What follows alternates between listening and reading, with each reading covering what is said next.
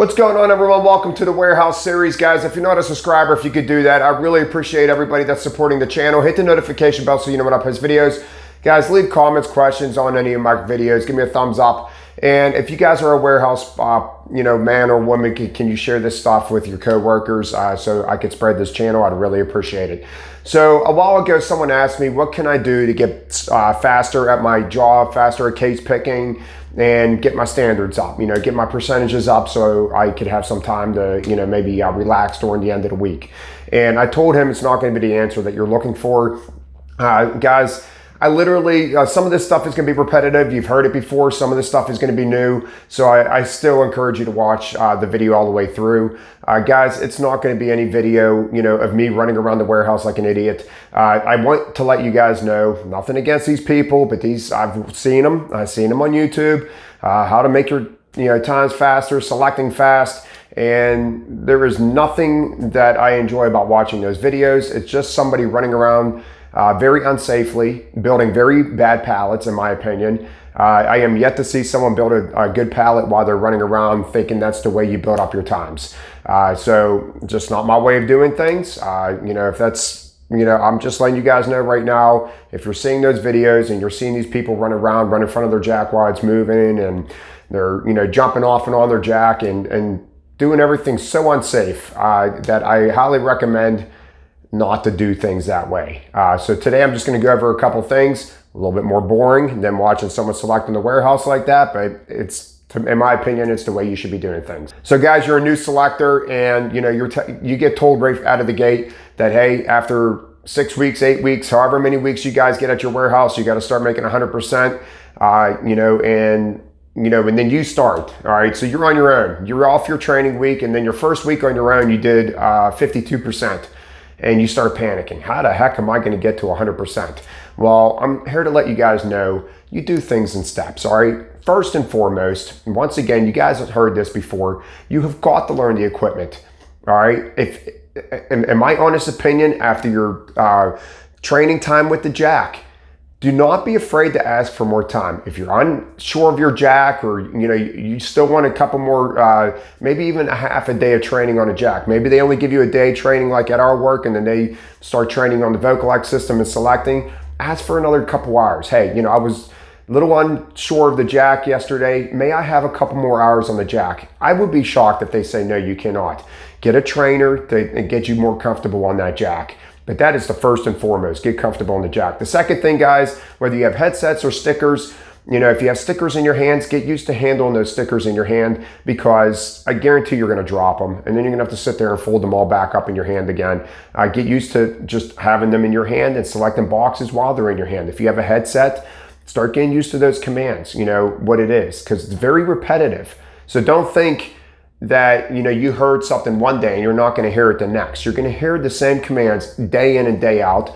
So get used to what that talkman's saying. Don't just ignore what it's saying and then act like it's something fresh the next day. Get used to what it's saying, because it's going to say the same thing to you day in and day out. So, all right, so the next thing after that, guys, what I want to talk about is remember what you're doing. When you're building, if something works, stick with it. All right, even on day one, selecting. If you find out that doing a certain type of block helps you, then do it.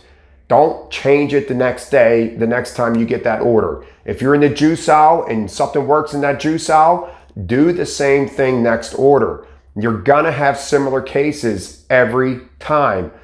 Guys, you hear this in the warehouse setting a lot. It's like the movie Groundhog's Day, okay? You are doing the same thing day in and day out, so why should you go in doing your job differently from the day you did it before? When something works, start remembering it. Note it down. If you have to have a piece of paper with a pencil, note what works. This is one I think is one of the best information you guys could do. Is like, people just do things to do things in the warehouse. Start noting down what works. I think it is so crucial when you're first starting off at selecting job. And then when you guys are to the point of selecting on your own, start with the base. All right, don't overwhelm yourself with learning how to build, the whole entire pallet. Like, oh my God, I got to remember where I'm putting all this stuff on the pallet. No, waist high. After that, just start throwing. All right, start remembering your base. You know, start noting down what is working for my base in each section of the warehouse.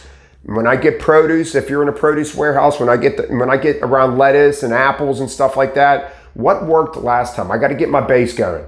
You know, juice out. Whether you're in dry goods and you have a dog food out, or you know you're doing canned goods, you know, remember what works. Get that base going. Just remember, I need to get a nice solid base, and I need to remember what that base is. So repetitive of what is going on in the warehouse.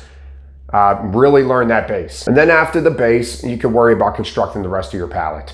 You know, because once you have a solid base, from here on up, it's not as important, but it will come with, you know, with experience. But my thing is that base, and then learning to construct the rest of your pallet. Staying within the confines of that pallet, learning everything that I'm teaching you on this channel is teaching you speed. It's just not exciting. All right, guys, and the next thing I want to say is learning when to move faster, okay? How many times do you guys see this in the warehouse? There's traffic ahead of you, and you got people walking 15 bays up, grabbing cases, and then walking back to their jack and putting it down. You're getting nowhere, all right? You got to wait for your path to open up. Conserve your energy while there's traffic, and it's gonna open up, guys. It's not gonna be like that through your whole order. So learning when to conserve your energy, that is wasting a lot of energy and a lot of time traveling back and forth, back and forth, back and forth. All in all, it doesn't save you any time. Just relax. And then when you have that chance, then you start throwing and get into the opening. When you have open aisles, that's when you can move a little bit faster safely. That doesn't mean jumping on your jack while it's still moving, and jumping off your jack while it's moving, and walking in front of your jack while it's moving. That's not what I'm talking about. It's just moving at a faster pace whenever there's open aisles. All right, guys, and then grabbing multiple cases at one time. That is going to save you an abundance of time. I told you about saying that case while you're selecting the case. So instead of saying one, when you get back to the pallet, say one as you're grabbing the case. So if I'm grabbing a case of yogurt and I grab one and my next slot is right on the same aisle, I could grab that in my other hand. So I'm grabbing two at one time. So selecting multiple cases is going to save you an astronomical amount of time. And then once you get to the pallet, I said this before and somebody was like, what are you saying about the touches? One touch. You put that case down and you never touch it again. The more times you grab that case and move it around your pallet, it's just going to keep messing you up, and it's going to cost you time. So they say the less touches on a case, the better.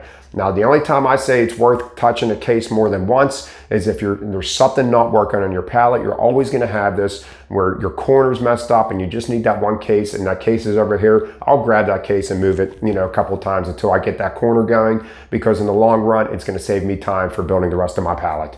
And guys, one of the main things that cost you guys a lot of time is your breaks.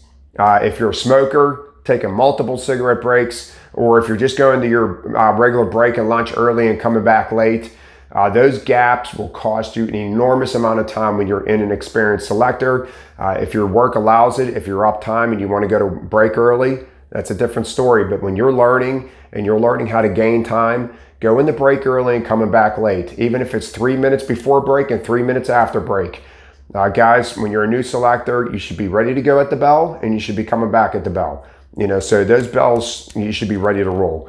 You know, that's definitely going to allot you more time. And if you're a smoker, guys, you got to really take a few smoke breaks because it kills you.